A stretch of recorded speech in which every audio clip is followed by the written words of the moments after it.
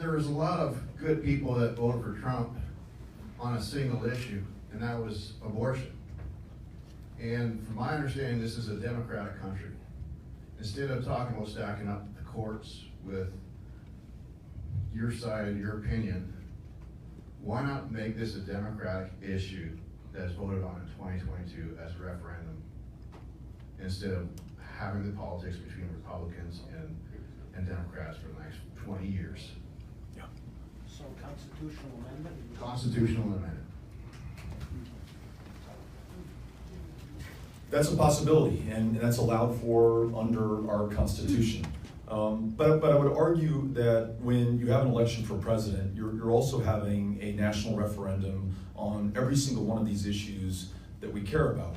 Coming to town halls like this one, answering questions like these, ensures that you can hold me accountable right up front for the issues that you care most about, whether that's abortion or a woman's right to choose, healthcare, mental health care, public education, the rise in hate crimes in America. You're getting to hear my answers on these issues, as you should be able to do for every other Democratic contender and for the Republican nominee, who we assume will be President Trump.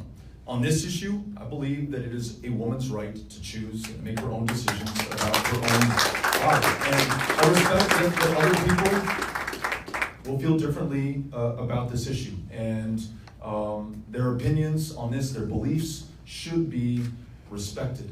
But at the end of the day, I believe this is a fundamental issue of healthcare. We are, in this country, in the midst of a maternal mortality crisis, 3 times as deadly for women of color. We've seen in states like mine, where more than a quarter of the family planning clinics have been closed. We've made it harder for women not only to access a safe, legal abortion, but a cervical cancer screening, family planning provider, or a provider of any kind in a state that refused to expand Medicaid. So this is a matter of life or death for the women in this country. And I want to make sure that we side with them in our nominees to the Supreme Court and to every federal bench, but also in a Department of Justice that will vigorously side with women every time this comes up, and then making sure that Congress, another democratic institution that can help decide this issue, ensures that no state can exempt the women in that state from being able to have their fully recognized reproductive health care rights. So